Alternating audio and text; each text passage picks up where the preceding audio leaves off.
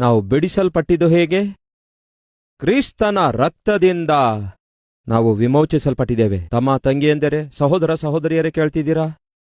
ನೀವು ನಾನು ನಾವೆಲ್ಲರೂ ಮಾಡುವಂತಹ ತಪ್ಪುಗಳು ಬೆಲೆ ಬಾಳುವ ಜೀವಿತವನ್ನು ಸೈತಾನನಿಗೆ ಬೆಲೆ ಇಲ್ಲದವುಗಳಿಗೋಸ್ಕರ ಅಡುವಾಗಿಡುವಂತೆ ಮಾಡುತ್ತೆ.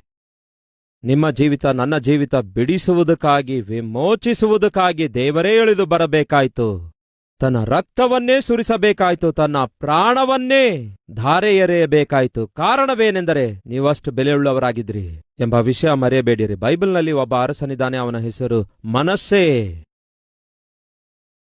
ಅವನು ಸೆರೆಮನೆಯೊಳಗೆ ಬಂಧಿಸಲ್ಪಟ್ಟಾಗ ಕಣ್ಣೀರಿನಿಂದ ಪ್ರಾರ್ಥಿಸ್ತಾನೆ. ಪ್ರಾರ್ಥಿಸಿ ದೇವರಿಗೆ ಹೇಳ್ತಾನೆ, ದೇವರೇ, 52 ವರ್ಷ ಅರಸನಾಗಿ ಬದುಕುವ ಭಾಗ್ಯ ಕೊಟ್ಟಿದ್ದೀರಿ. ಆದರೆ ನೀವು ನನಗೆ ಕೊಟ್ಟಿರುವ ಅಧಿಕಾರ ಆಗಿರಬಹುದು, ಇಲ್ಲವೇ ಆಸ್ತಿ ಆಗಿರಬಹುದು, ಇಲ್ಲವೇ ಅಂದ ಆಗಿರಬಹುದು, ಇವೆಲ್ಲವನ್ನು ಪಣವಾಗಿಟ್ಟು ಬಹಳ ಅಧ್ವಾನವಾಗಿ ಜೀವಿಸಿದೆ, ಬಹಳ ಕೆಟ್ಟ ಕಾರ್ಯಗಳನ್ನು ಮಾಡಿದೆ. ನನ್ನನ್ನು ಕ್ಷಮಿಸು ದೇವರೇ.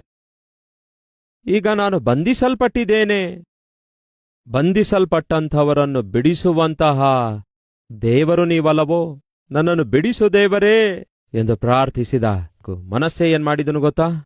ತನ್ನ ಜೀವಿತದಲ್ಲಿ ಸುದೀರ್ಘ ಕಾಲದಿಂದ ಮಾಡುತ್ತಾ ಬರುತ್ತಿರುವಂತಹ ಪಾಪಿಷ್ಟ ಕಾರ್ಯಗಳೆಲ್ಲವನ್ನೂ ತೊಲಗಿಸಿಬಿಟ್ಟ, ಬಿಟ್ಟು ಸಂಪೂರ್ಣವಾಗಿ ಪವಿತ್ರಗೊಳಿಸಿಕೊಂಡ, ಪರಿಶುದ್ಧಗೊಳಿಸಿಕೊಂಡ.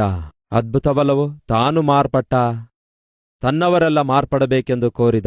ತಂದೆಯೆಂದರೆ, ತಾಯೆಂದರೆ, ನೀವು ಮಾರ್ಪಡಬೇಕು. ನಿಮ್ಮ ಮನೆಯವರೆಲ್ಲರೂ ಮಾರ್ಪಡಬೇಕು. ನೀವು ರಕ್ಷಿಸಲ್ಪಡಬೇಕು. ನಿಮ್ಮ ಮನೆಯಲ್ಲಿರುವವರೆಲ್ಲರೂ ರಕ್ಷಿಸಲ್ಪಡಬೇಕು. ಮನಸ್ಸೆಯಂತಹ ದುರ್ಮಾರ್ಗಿಯನ್ನೇ, ಪಾಪದಿಂದ ಬಂಧಿಸಲ್ಪಟ್ಟ ಮನಸ್ಸೆಯಂತಹ ವ್ಯಕ್ತಿಯನ್ನೇ ದೇವರು ಬದಲಾಯಿಸಿರುವುದಾದರೆ ಮತ್ತೆ ನಿಮ್ಮನ್ನು ಯಾಕೆ ಬದಲಾಯಿಸೋದಿಲ್ಲ? ಒಮ್ಮೆ ಆಲೋಚಿಸಿ. ಹಾಗಾದರೆ ಮನಸ್ಸೆ ಬದಲಾಗಲು ಕಾರಣವೇನು? ಪ್ರಾರ್ಥನೆ ಮಾಡಿದ, ಕಣ್ಣೀರಿನಿಂದ ಪ್ರಾರ್ಥನೆ ಮಾಡಿದ. ದೇವರೇ, ಬಂಧಿಸಲ್ಪಟ್ಟಿದ್ದೇನೆ, ಬಹಳ ದೀನ ಸ್ಥಿತಿಗೆ ಸೇರಿಕೊಂಡಿದ್ದೇನಯ್ಯ. ನಿಸ್ಸಹಾಯ ಸ್ಥಿತಿಗೆ ನಾನು ಮಾಡಿದ ನನ್ನ ಪಾಪಗಳು ಸೇರಿಸಿವೆ. ನನ್ನನ್ನು ಕ್ಷಮಿಸು ದೇವರೇ ಎಂದು ಪ್ರಾರ್ಥಿಸಿದ, ಪಶ್ಚಾತ್ತಾಪಪಟ್ಟ. ಆಗ ದೇವರೇನ್ ಮಾಡಿದ್ರು? ಅವನಿಗೆ ಪರಿಶುದ್ಧಗೊಳಿಸಿದ್ರು. ನಾನು ಪ್ರಕಟಿಸುವಂತಹ ದೇವರು ಪರಿಶುದ್ಧಗೊಳಿಸುವಾತನು. ಎಷ್ಟೇ ಘೋರ ಪಾಪಿಯಾಗಿದ್ರೂ ಕೂಡ ಪರಿಶುದ್ಧಗೊಳಿಸಬಲ್ಲನು.